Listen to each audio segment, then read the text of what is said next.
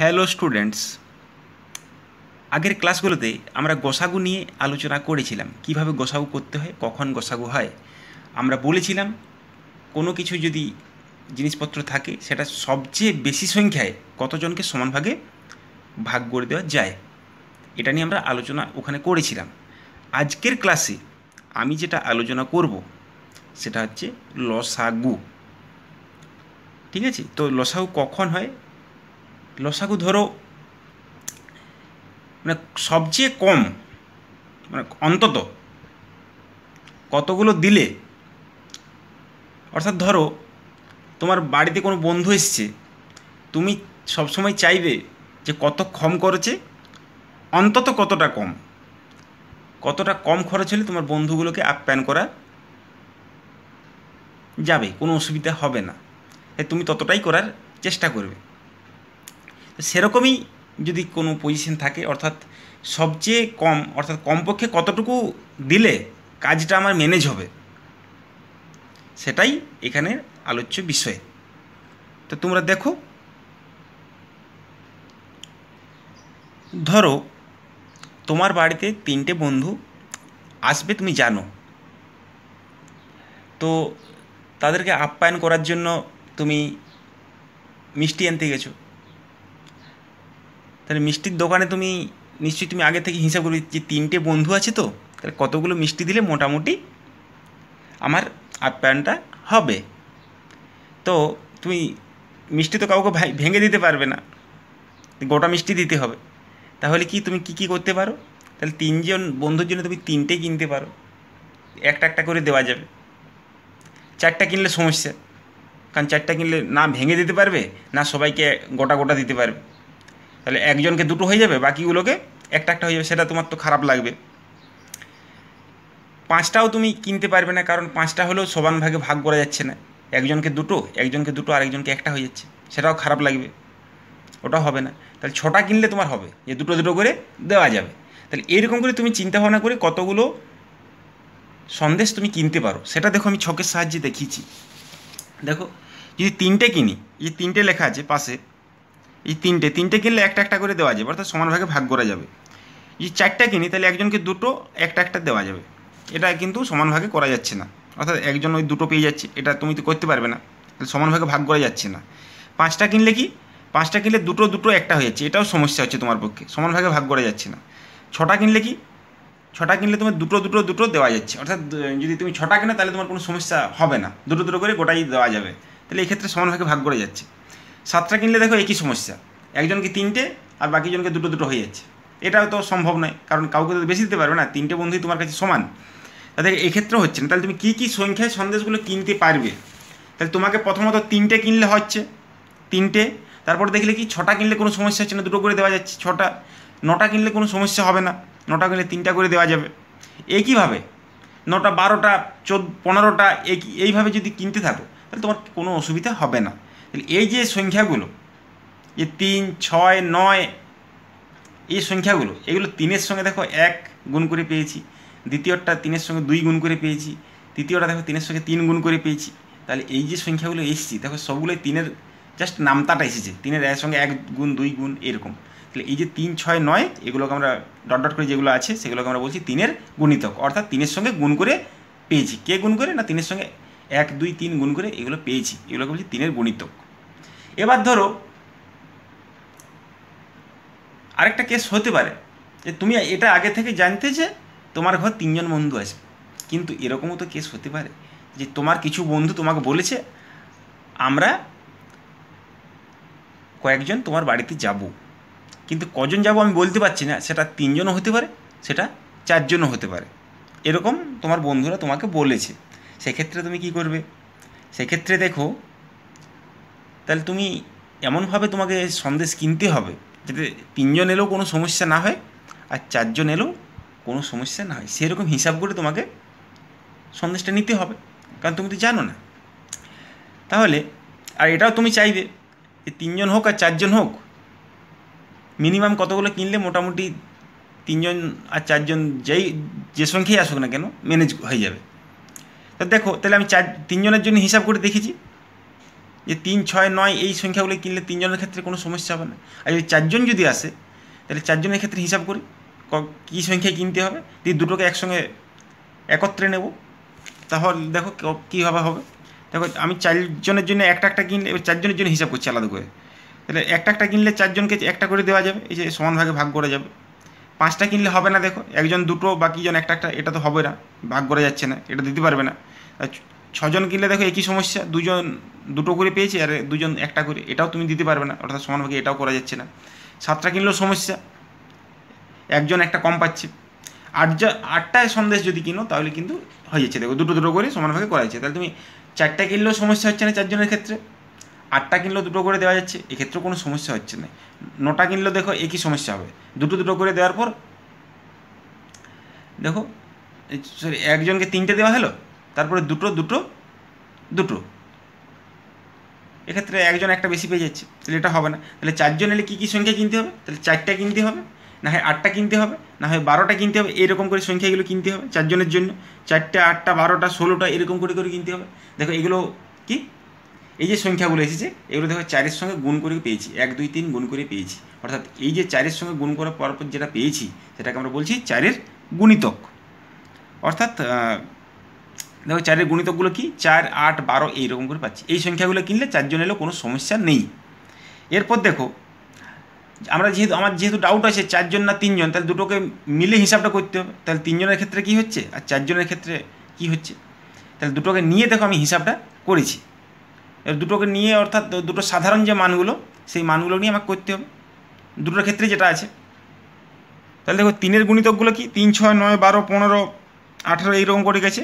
আর 4-এর গুণিতক 4, 8, 12, 16, 20, 24, অর্থাৎ এবারে দুটোকে নিয়ে মানে কি দুটো যে সাধারণ আছে দুটো সাধারণ জিনিসগুলোকে তুলতে হবে, কারণ দুটোকে আমি একত্রে নিয়েছি।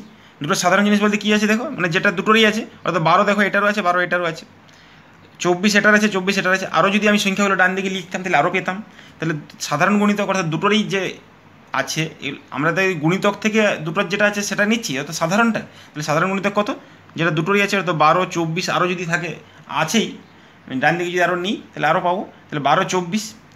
তাহলে তুমি কি চাইবে, তাহলে তুমি দেখো এই যে সাধারণ গুণিতক মানে 3টের ক্ষেত্রেও আছে, 4টের ক্ষেত্রেও আছে। তাহলে 4 জন আসুক বা 3 জন আসুক, যে সংখ্যায় আসুক না কেন, আমি যদি 12টা কিনি কোনো সমস্যা হবে না, 3 জন এলেও হবে ম্যানেজ, 4 জন এলেও ম্যানেজ হবে।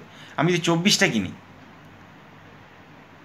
3 জনের ক্ষেত্রেও ম্যানেজ হবে, 4 জনের ক্ষেত্রেও ম্যানেজ হবে। তাহলে এই যে সংখ্যাগুলো যদি আমি কিনি তাহলে আমার কোনো সমস্যা হবে না। তাহলে তুমি কি চাইবে, তুমি নিশ্চয়ই সবসময় চাইবে যে কম পরিমাণে কিনে আমি ব্যাপারটাকে ম্যানেজ করে নেওয়ার। তাহলে তুমি চাইবে সবসময় ছোটোটা, অর্থাৎ 12টা সন্দেশ নিয়ে কাজটাকে ম্যানেজ করে নেওয়ার। তাহলে কি এই যে 12টা, অর্থাৎ এই যে গুণিতকগুলোর যেটা ছোটো, এই যে দেখো যে গুণিতকগুলো সাধারণ গুণিতকগুলো পেয়েছি তার যে ছোটো, অর্থাৎ লঘিষ্ঠ, সবচেয়ে ছোটো মানে আমরা এখানে লঘিষ্ঠ বলে চিহ্নিত করব, অর্থাৎ লঘিষ্ঠ সাধারণ গুণিতক সেটা হচ্ছে 12। অর্থাৎ দেখো 3 আর 4-এর সবচেয়ে ছোটো সাধারণ গুণিতক 12, এই সবচেয়ে ছোটো কারণ হচ্ছে লঘিষ্ঠ, তাহলে 3 আর 4-এর লঘিষ্ঠ সাধারণ গুণিতক হচ্ছে 12। অর্থাৎ লঘিষ্ঠ মানে কি সবচেয়ে ছোট, অর্থাৎ এটাকে শর্ট ফর্মে আমরা বলছি লঘিষ্ঠ সাধারণ গুণিতকের লসাগু। এই দেখো লসাগুর ফুল ফর্মটা লেখা আছে লঘিষ্ঠ সাধারণ গুণিতক। অর্থাৎ কমপক্ষে যদি তুমি 12টা কিনো তাহলে পুরোপুরি সমানভাগে দেওয়া যাবে, 24টা কিনলেও দেওয়া যাবে, আরও যদি করো আরও পাওয়া যাবে, ঠিক আছে। তাহলে আমরা যদি কমপক্ষে বলে মানে অন্তত পক্ষে যে কটা দিলে তোমার কাজটা ম্যানেজ হবে সেটা হচ্ছে আমার এখানে লসাগু, অর্থাৎ লসাগু করতে হবে। তো আমরা দেখো লসাগু করেছি গুণিতকের সাহায্যে, তারপরে আরও অন্যান্য পদ্ধতি দেখাবো আমরা, ঠিক আছে। তোমরা দেখো সবই বুঝতে পারবে। দেখো আমরা কয়েকটা অঙ্ক নিয়েছি, সাধারণ গুণিতক বের করাবো আর লসাগু বের করবো, সাধারণ গুণিতক ও লসাগু বের করবো, ঠিক আছে। তো দেখো 6, 8, 2 নম্বরে 9, 12, 3 নম্বরে 14, 21, অর্থাৎ সাধারণ গুণিতক করতে গুণিতকগুলো বের করতে হবে, তারপর সাধারণ আমি স্টেপ বাই স্টেপ করবো। তো দেখো 6 আর 8-এর গুণিতক মানে 6-এর সঙ্গে 1, 2, 3, ওই যে মানে 6-এর নামতাটা আর কি, ওইটা বলে দিলেই 6-এর গুণিতক হয়ে যাবে। 6-এর গুণিতক কি 6 একে 6, 6 দুগুণে 12, 6 3 18, 6 4 24, 6 5 30, 6 6 36, 6 7 42, 6 8 48, 6 9 54, এরকম করে অনেক আছে, 6 10 60, 6 11 66, 6 12 72, এরকম করে অনেক আছে। তো আমি সেগুলো লিখেছি। 8-এর গুণিতক লিখেছি, আটের সঙ্গে নাম দেখো, 8 একে 8, 8 দুগুণে 16, 8 3 24, 8 4 32, 8 5 40, এইরকম করে 8 নামতাগুলো লিখেছি আমি। ঠিক আছে, যত খুশি তুমি লিখতে পারো, তো আমি লিখেছি অনেকগুলোই। দেখো 6-এর সাধারণ গুণিতক অর্থাৎ দুটোরই আছে। দেখো 24 এটাই আছে, 24 এটাই আছে, 48 এটাই আছে, 48 এটাই আছে, মানে যেগুলো যে সংখ্যাগুলো দুটো দিয়ে আছে সেগুলো আমি লিখেছি 24, 48। আরও যদি দেখি ডান দিকে আরও পাবো, আমি দুটো লিখেছি, ওই জন্য তারপরে ডট ডট দিয়েছি, মানে আরও আছে। তো এই যে সাধারণ গুণিতক পেয়ে গেলাম 24, 48। এরপর লঘিষ্ঠ অর্থাৎ সাধারণ গুণিতকে যেটা ছোটো, আমাকে লসাগু বের করতে হবে, তো তাহলে সাধারণ গুণিতক হলো এবার লসাগু লঘিষ্ঠ অর্থাৎ 24 আর 48-এর মধ্যে এই যে সাধারণ গুণিতকগুলো পেলাম এর মধ্যে ছোটো হচ্ছে 24, অর্থাৎ 6 আর 8-এর লসাগু হচ্ছে 24। অর্থাৎ সাধারণ গুণিতক বের করার পর সাধারণটা বের দেখবো যেটা দুটোতেই আছে, তারপর আমরা যেটা ছোটো হবে ওইগুলোর মধ্যে সেটা হচ্ছে লসাগু। নেক্সট দেখো 9 আর 12, 9-এর সাধারণ গুণিতক কি? 9-এর নামতাটা 9 কে 9, 9 দুগুণে 18, দেখো 9 3 27, 9 4 36, 9 5 45, 9 6 54, 9 7 63, 9 8 72, 9 9 81, 9 10 90, আরও আছে 9 11 99, 9 12 108, এরকম করে আছে। আর 12-এর গুণিতক কি? 12 কে 12, 12 দুগুণে 24, 3 12 36, 4 12 8, এরকম করে লিখেছি। এই দুটোর সাধারণ যেটা, এটা গুণিতকগুলো লিখলাম। এবার সাধারণটা কি? সাধারণটা হচ্ছে দুটোই যেটা আছে, তো 36 এটাই আছে, 36 এটাই আছে, 72 এটাই আছে, 72 এটাই আছে। আর দেখো এই দিকের বাকিগুলো নেই আর। এবার ডান দিকে যদি আরও আছে, সে ডান দিকেরগুলো আরও লিখতে, আরও যদি তুমি লিখো আরও লিখতে হবে। আমি দুটোই লিখেছি, দুটোই যে সাধারণ গুণিতকগুলো পেয়েছি আরও ডট ডট দিয়েছি, মানে আরও আছে। তাদের মধ্যে যেটা ছোটো অর্থাৎ 36টা এখানে ছোটো, 36টা হচ্ছে এর লসাগু। ঠিক আছে, দেখো আরও অঙ্ক দেখো, আরেকটা ছিল 14 আর 21-এর লসাগু। তাহলে 14 গুণিতক কি? 14 একে 14, 14 গুণ 28, 3 14 42, 4 14 56, 5 14 70, 6 14 84, 7 14 98, 8 14 112, ডট ডট করে দিয়েছি, আরও আছে। 21-এর গুণিতক কি? 21 একে 21, 21 দুগুণ 42, 3 21 63, 4 21 84, 5 21 105, এরকম করে আরও আছে। তাহলে দুটোর মধ্যে যে গুণিতকগুলো বের করলাম, দুটোর মধ্যে সাধারণ গুণিতক বের করতে হবে। আমি স্টেপ বাই স্টেপ করবো, প্রথমে গুণিতক, তারপরে সাধারণ গুণিতক, তারপরে লঘিষ্ঠ সাধারণ গুণিতক। ঠিক আছে, তো আমি গুণিতকগুলো বের করেছি। এবার দুটোর সাধারণ গুণিতক, দুটোর যেটা কমন আছে অর্থাৎ দুটোই যে সংখ্যাগুলো দুটোতেই আছে, দেখো 42 আছে, 84 আছে, আরও ডান দিকে আছে, আমি 42 84 এরকম করে ডট ডট দিয়ে দিচ্ছি, আরও আছে। তাহলে এই যে সাধারণ গুণিতকগুলো পেলাম, এর মধ্যে সবচেয়ে ছোটো কোনটা? 42, অর্থাৎ 14 আর 21-এর লসাগু হচ্ছে 42। ঠিক আছে, এগুলো আমরা গুণিতকের সাহায্যে করলাম, সাধারণ গুণিতক। এরপর আমরা উৎপাদকের সাহায্যে করব, মৌলিক উৎপাদক। অর্থাৎ আমরা যেমন আগে গসাগুর সময় যেমন করেছিলাম উৎপাদক, অর্থাৎ ভাগ করে করে যতক্ষণ ভাগ করা যাবে ততক্ষণ আমরা ভেঙে ভেঙে গিয়েছিলাম।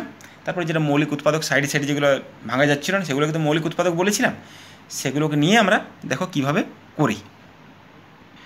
দেখো মৌলিক উৎপাদকের সাহায্যে লসাগু, আমি দুটো উদাহরণ নিয়েছি, 12,18 আর 70,56।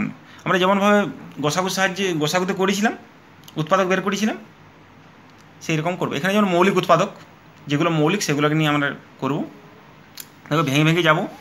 12কে ভেঙেছি কত? প্রথমে 2 3 এরকম করে স্টেপ বাই স্টেপ করে করে যাবো। 2 দিয়ে দেখেছি, দেখো 2কে 12 দ্বারা ভাগ করা যায়, 2 6 12। দেখো 2কে আলাদা লিখেছি, 6কে আলাদা লিখেছি।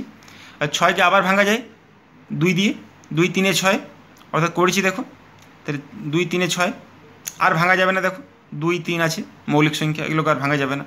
18টাকে দেখো ভেঙেছি, 18 কত দিয়ে? প্রথমে 2 দিয়ে দেখেছি, 2 9 18 আমরা জানি, তাহলে 2কে আলাদা, 9কে আলাদা লিখেছি। 9কে আবারও ভাঙা যায় কত দিয়ে? তাহলে 3 3 9, 3 3 লিখেছি, যেহেতু 3 3 মৌলিক, 3ও মৌলিক, এই 3ও মৌলিক, তাহলে আলাদা করে আর ভাঙা যাবে না, তাহলে এখানেই শেষ। তাহলে এই যে সাইডে যেগুলো পড়ে রয়েছে, এই 2 2 3, এইগুলোকে তো আর ভাঙা যায়নি, এগুলোতে মৌলিক সংখ্যা। অর্থাৎ এই মৌলিক সংখ্যাগুলো গুণ করলে আমি এই দেখো যেটাকে ভেঙেছিলাম, অর্থাৎ 12টাকে যে ভেঙেছিলাম 12টা চলে আসবে। অর্থাৎ 12টাকে আমি কী লিখতে পারি? এই যে সাইডে যেগুলো পড়ে আছে, যে উৎপাদকগুলো মৌলিক তাদের গুণফল। অর্থাৎ 12টাকে লিখেছি কি 2 গুণিত 2 গুণিত 3। 18টাকে কীভাবে লিখতে পারি? যে সাইডে যে মৌলিকগুলো আছে তাদের গুণফল, অর্থাৎ 2 গুণিত 3 গুণিত 3। 18টাকে লিখেছি দেখো 2 গুণিত 3 গুণিত 3। এরপর দেখো এই যে দুটো কমন আছে, এই দেখো 2 আর 2 কমন আছে, তাহলে এটা আমি একটা ডার্কের গোল দাগ দিয়েছি একটা বক্সের মতো। এখানে দেখো 3 3 কমন আছে, এই কমনটা দাগ দিয়েছি। যেগুলো একবার আমি বক্স দিয়েছি সেগুলো আর কিন্তু হিসাবের মধ্যে আসবে না। এই দেখো এই যে 2 আছে, এই 2 কিন্তু এই 2-এর সঙ্গে ম্যাচ হবে না, কারণ এই 2টা আমি নিয়ে নিয়েছি। যেগুলো ম্যাচ হয়েছে সেগুলো আলাদা, আর যেগুলো ম্যাচ হয়নি সেগুলো আলাদা। ঠিক আছে, যেগুলো একবার হিসাব হয়ে গেছে সেগুলো কিন্তু আর হিসাব করা যাবে না। তো দেখো তাহলে এটা হচ্ছে কমন সাধারণ, এগুলো সাধারণ, এই যে 2 আছে সাধারণ, 3 সাধারণ।